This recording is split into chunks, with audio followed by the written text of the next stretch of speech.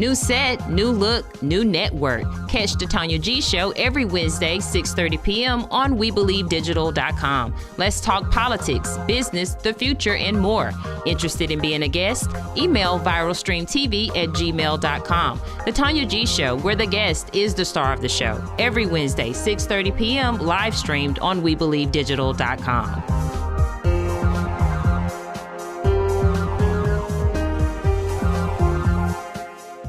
Hello and welcome to the Tonya G Show, where we discuss all topics from politics, community, to business, health, and more.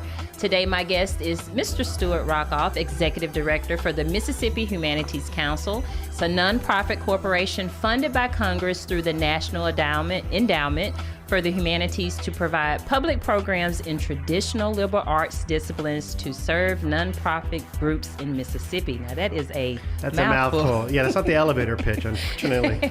Thank you so much for being here. It is great to be here. Thanks so much for having me. Yes, indeed. So tell us a little bit about the Humanities Council. Just break down in layman terms what you do and how you were founded. Absolutely. We were founded in 1972, and we are essentially the state affiliate for the National Endowment for the Humanities, which is a federal agency that funds kind of humanities programs. Now, if I say the arts, you probably know what the arts are, right? What are the humanities? You've read the traditional. The best way to boil it down to tell people is the humanities are our history and culture. Okay. So in Mississippi, it's civil rights history, it's Civil War, it's all the history of the state, it's our literature, it's our music, anything that kind of emerges from the people of our state, we can consider part of the humanities, and we support programs that explore that. So you were founded in 72. Yeah. Talk about just a little bit of that history and why the humanities came to be. Yeah. And so in 1965, Congress created the National Endowments for the Arts and the Humanities. And the idea was, in the midst of the Cold War, we need to not just fund scientific research, but we need to fund our arts and our culture. That was the idea. And then about 5 years later, they realized that a lot of that money wasn't really having an impact around the state. So how do we take this federal money and really impact places like Mississippi and Kansas and everywhere? So they encouraged states to create a local council that would take some of that federal money and fund more grassroots local projects in their state. So every state has a council. Gotcha. Ours was founded in 1972. We were founded by essentially kind of the presidents of Ole Miss and Jackson State and some of the other universities who heard about this and wanted to create something in Mississippi. So we were founded then, and ever since we have taken our mission is to help Mississippians explore their history and culture. So, It does say that it was kind of, I guess at the time there was integration or segregation going on, and that's kind of how it came to be. Well, the context is important. So think about 1972 Mississippi. So 1970 was the final forced integration of the public schools in our state. So in the early 70s, Mississippi is beginning to deal with these changes being forced from outside. Let's just be honest about that.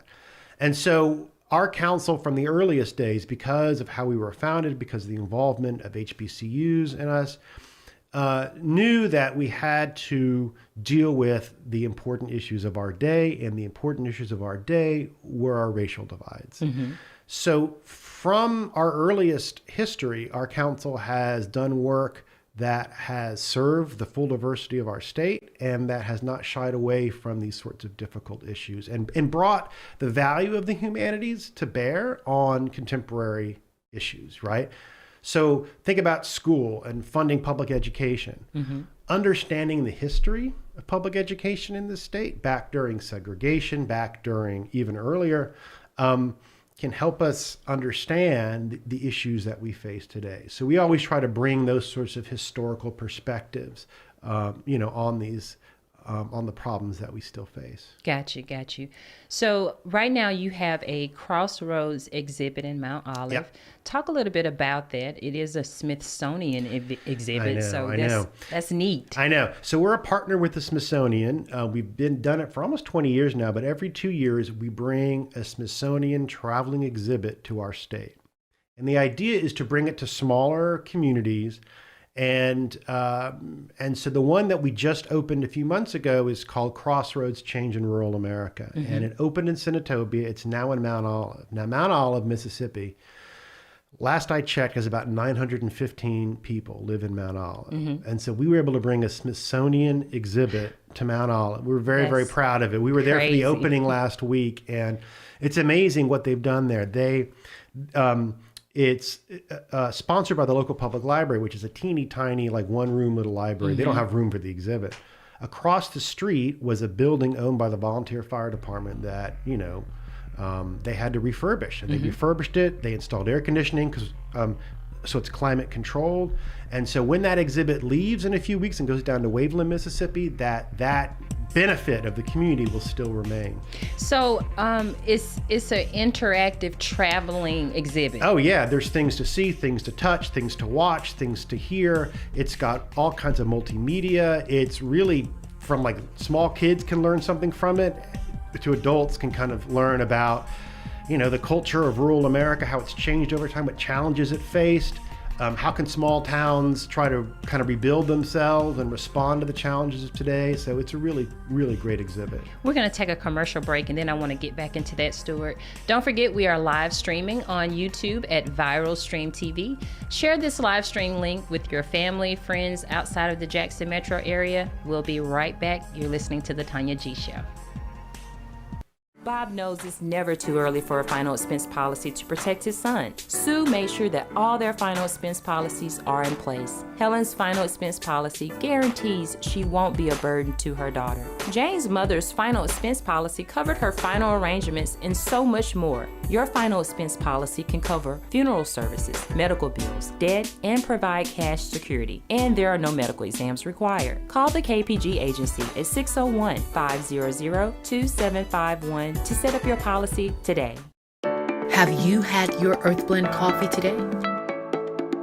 At Earthblend Coffee, we take pride in offering you the very best of beans across the world, blended and roasted to perfection, giving you superior quality and satisfying and flavorful taste. Experience the world in one cup with Earthblend Coffee. To order, visit earthblendcoffee.co now. We are back live with my guest, Mr. Stuart Rockoff, Executive Director for the Mississippi Humanities Council. We were talking about the Crossroads exhibit. Tell us a little bit about how the counties or the cities were selected to be a part of this. Sure. So when we bring in one of these traveling exhibits, we issue a call for folks to apply. And then, that goes to local museums, public libraries, community colleges. And so we have a committee that sort of reviews all the applications and decides. Now, we always try to get around the state, so we have them in different parts of the state so that they're all not, in one region. Right. For this particular exhibit, we really were hoping to get small communities. In fact, I think we limited it to places smaller than 10,000. Just so they would have exposure to that sort of culture. And because of the theme of the exhibit, it made more sense to go to rural, right. So when we got the application from a place like Mount Olive, I was very, very excited. And they also, they don't just host the exhibit, they also do local programs. They do, they have to kind of do a sort of kind of little exhibit to tell their own community story so that they kind of supplement this exhibit with their own local stories. So all that's part of the application. And so our outside review committee made their decisions, and I was very pleased that they chose a place like Mount Olive to host it. Because I was looking on your website, and so November 7th, is that today? November 7th at 10 a.m. Who they even have knows? the impact of rural electrification on South Mississippi. So like every Sunday or Monday, it looks like there is something that's to talk geared about for that particular town. Yeah. Each community chooses their own sort of programs that best fits what they want to do. And so certainly bringing electricity to rural areas was a huge deal. Think about broadband, right? That's the story today, right? Right. And so think about the impact of bringing broadband to a rural area. I mean, think about having to go to like remote schooling and virtual learning if you don't have... Exactly. So what the exhibit does is it ties those sort of historical developments to issues that we still face today. Okay. Very, very cool. So the Humanities does a lot of things. I mean, you offer a lot of different programs, grants, and Yep. you have this thing called Ideas on Tap. Yes. Talk to us about that. The idea behind that program, which we started about 4 years ago, was we wanted to create a space where people can come together and talk about issues sort of across political divides. We wanted to create kind of a neutral space where people can hear different thoughts and opinions. So we Right. started in 2016 talking about the brain drain. Why do young people leave Mississippi? What can we do? Why do young people That's a leave? whole nother. I'll come back next week. We can talk about that. But then, what we try to do is bring a humanities perspective on a contemporary issue. For example, we did one last month about wearing masks. And we didn't have a debate about whether you should wear a mask or not, but we said, what are the philosophies behind this? So we had, it was a discussion between individual freedom versus the common good.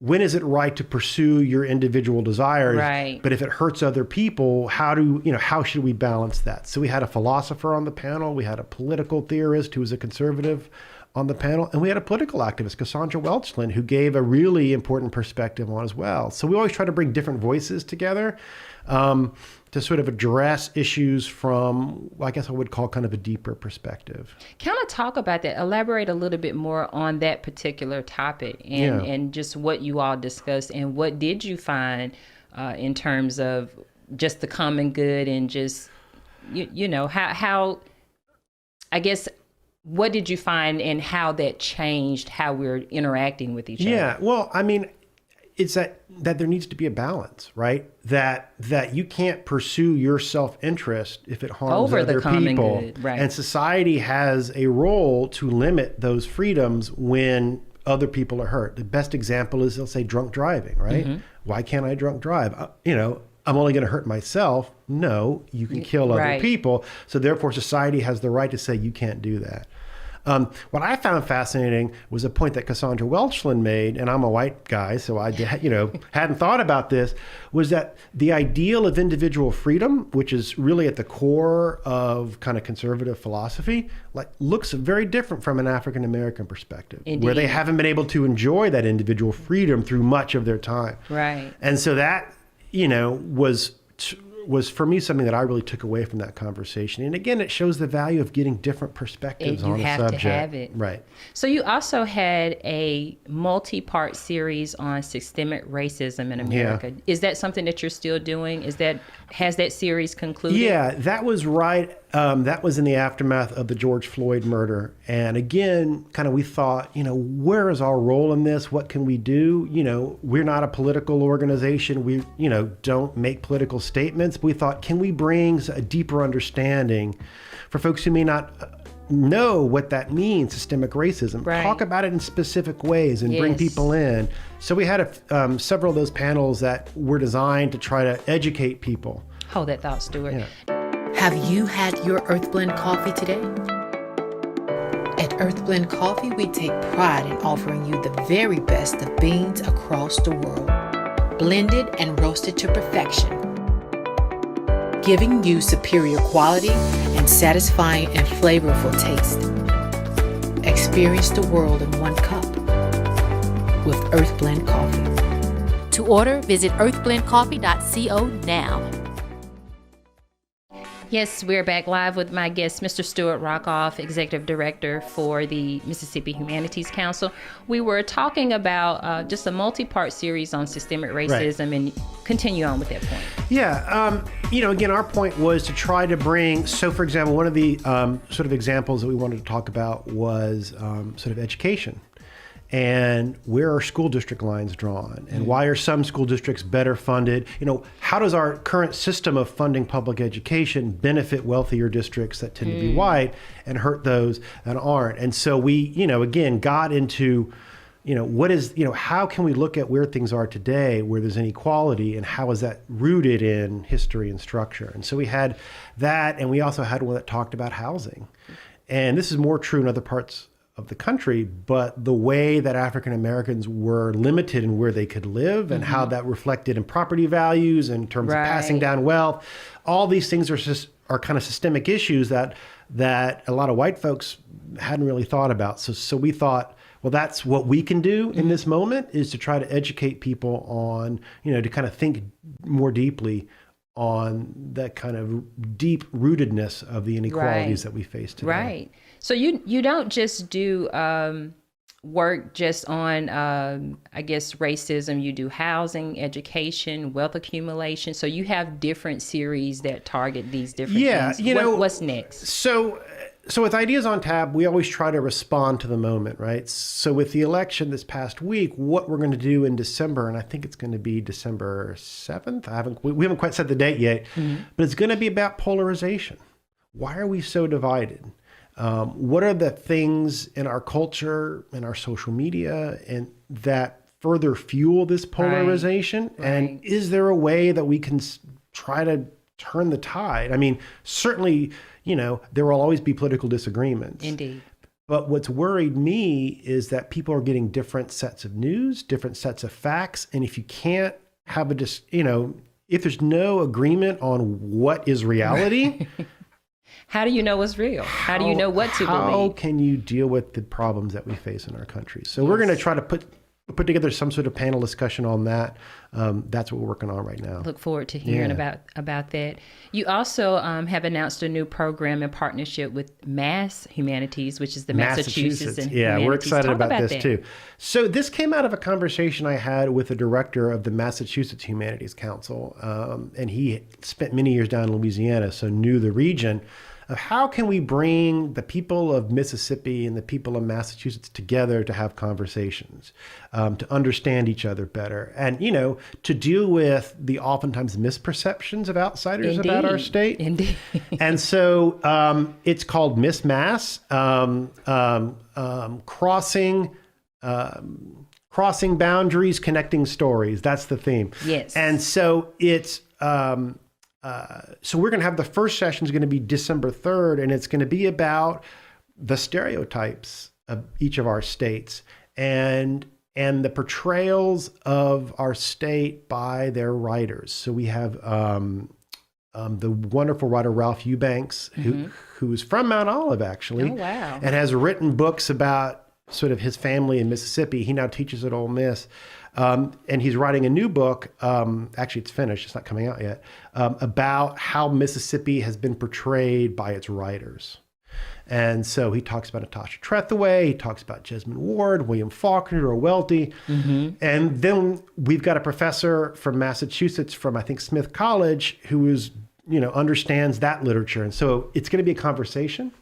But that's just the first. In fact, our next one is going to be in January. I think we're going to talk about flags, state flags. Relevant conversation, because it turns out Massachusetts is beginning to have the conversation how they should change their state flag because their flag has offensive imagery towards Native Americans. And so they're being culturally sensitive across the board. Well, its question is everyone's. Yeah, does this flag represent who we are in 2020? Right. And I think that was the discussion about our state flag here in Mississippi is, does this flag represent who we are as a people? And 72% of our state said that it doesn't, and we need a new one, and we have a new one now. So anyway, so that's an interesting conversation that we're going to bring together folks from Massachusetts and Mississippi who were involved in the effort to change the flag to talk about what kind of went into it, what pushback did they face? So the idea is to take states who seem to be as different as can be and find those commonalities. So is this a virtual type deal? Wouldn't be possible in person because, COVID. It's going to be virtual. And if folks go to our Facebook page, Mississippi Humanities Council, they'll find a place to kind of sign up for it. It should be really cool. Okay. Well, we're going to come back and we're going to talk a little bit more about what the Mississippi Humanities Council does. It's just a lot of information on your website. I didn't realize how important you are to the state of Mississippi. Well, thank you. It is good information, guys. Don't forget, we are live streaming on YouTube at Viral Stream TV. Share the live stream link with your family and friends outside of the Jackson metro area. Also, contact the KPG agency for all of your final expense needs. I have about 12 seconds here, so I have to keep talking. That's the kpgagency.com. I help people with life insurance, so give me a call, 601-500-2751. I'm Tonya Gray with your Insurance Minute. People buy life insurance for a number of reasons. One of the primary reasons is providing income protection for a family in the event a breadwinner passes away. Another reason is providing financial security for children should something happen to the parents. Life insurance can even be a way to offset estate taxes in large estate plans. Another reason some people buy life insurance is to save for retirement. The cash value in some permanent life insurance policies can grow tax deferred, and the cash value can be borrowed at a later date. When using life insurance as a cash savings vehicle, it is important to understand the internal fees and guarantees that are built into the policy. Life insurance should be used as a tool for financial protection in case of death. The KPG agency's focus is to provide financial protection in the most cost-effective way possible. Contact us today to start your policy. Yes, we're back live with my guest, Mr. Stuart Rockoff, Executive Director for the Mississippi Humanities Council. I want to talk about three more things here, and the last thing we're going to get into are your grants. You do have a family reading program, and you and I were talking and said that's kind of been on hold because of COVID. But talk about what that program is designed to do, and you also do work in prison education. So talk about those two for me. Yeah, in fact, we did a family reading program in a prison earlier this year. So our philosophy is the humanities are for everyone. And so we offer a wide range of programs to serve a wide range of Mississippians. So we do a family reading program engaging storytellers and discussion leaders to work with lower elementary age school kids and their families. It's a 6-week program once a week, and they read 2 books a week. And they don't just read the book together, but they also talk about it and discuss the themes in it. And we do an English language version, and we do a bilingual Spanish language version. Yeah, so there is an amazing program up in Horn Lake, Mississippi that we've supported for many years. All that is on hold because it's really focused on bringing people together in a room, and we're not able to do that safely at this point. But we hope as soon as this thing is over that we'll be able to jump right back into it because it's one of our best programs. Okay, so and with prison and that's another one that's on hold because of COVID. Oh, the prison education. Yeah, so the last few years we have funded humanities programs, classes in Mississippi prisons. What I'm real excited about is the last year we've been working with Hines Community College and now Mississippi Delta Community College to give credit-bearing courses in Mississippi prisons at Parchman and at Central Mississippi Correctional Facility. And so we are in the process of looking for some outside funding. We're hoping to have some good news on that soon. But, we're very, again, the humanities are for everyone. Right. And for people who are incarcerated, they have been tremendously enthusiastic about these educational opportunities for them. Sure. And so we look forward to expanding that into the future.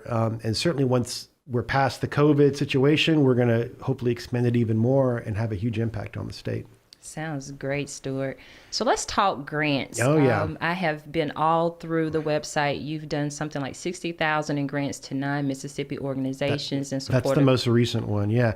I mean, the big thing is that we want to support public programs that explore our history and culture. And I will just tell kind of your audience that our grants are sort of the easiest grant that you'll ever get. Now, they're not huge. The largest grant we give is about $7,000 or something. Yeah, $7,500. But we want to work with folks. So if you've never written a grant, if you're part of an organization that has a project that relates to Mississippi history and culture, maybe it's an oral history project, anything that helps your community tell your story, that's a project that we can be able to support. And so what we want folks to do is to call us and talk to us, and we can walk you through the application and help you. We want to support as many of these projects as we can. There was an amazing program we did kind of a couple of years ago up in Shaw, Mississippi. There was an incredible civil rights story there that had been kind of forgotten, of a family called the Hawkins family that organized and pushed for kind of voting rights and equality. And they were part of a major lawsuit that went all the way up almost to the Supreme Court, just in, kind of the level below, that had a huge kind of precedent for equality of city resources. So for example, in Shaw, the white part of town had sidewalks and street lights. The black part of town didn't. Black folks pay taxes, same as the white folks. So we funded a project where folks in Shaw did oral histories, collected all that history. They then turned it into a play. And this, it was not a professional production. It was local folks, but it was local folks preserving and telling their own story. And that's a project that we just thought was a great example of the kind of things that we can do. So if folks are listening or watching and have an idea for something, and that fits into that type of idea of kind of telling your story, telling your community story, please be in touch with us, and we'd love to help. So you don't necessarily have to have a nonprofit organization, do you? You need to be constituted for nonprofit purposes. You don't need to have a 501c3. Okay. So as I said, easiest grant that you'll get. Certainly there's some, things about, having a separate person to manage the money and certain things that we can walk you through.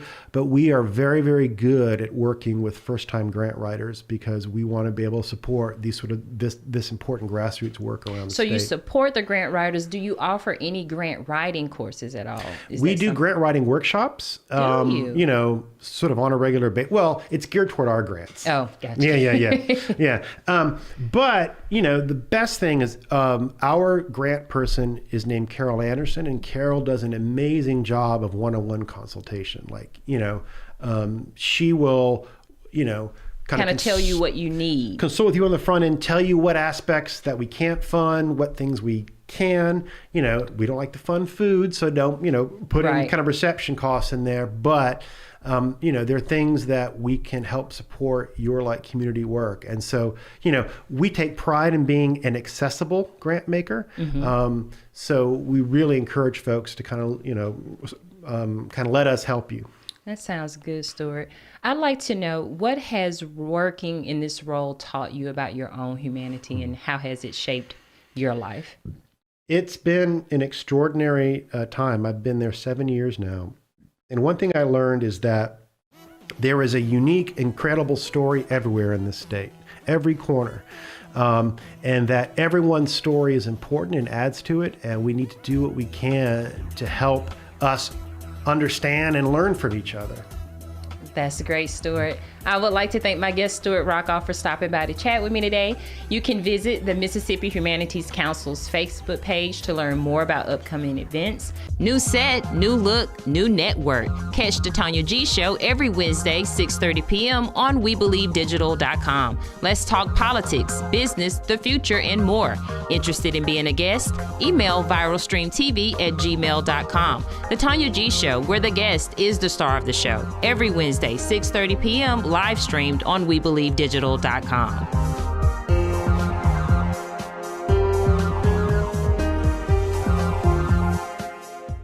Have you had your Earth Blend coffee today? At Earth Blend Coffee, we take pride in offering you the very best of beans across the world, blended and roasted to perfection, giving you superior quality and satisfying and flavorful taste. Experience the world in one cup with Earth Blend Coffee. To order, visit earthblendcoffee.co now.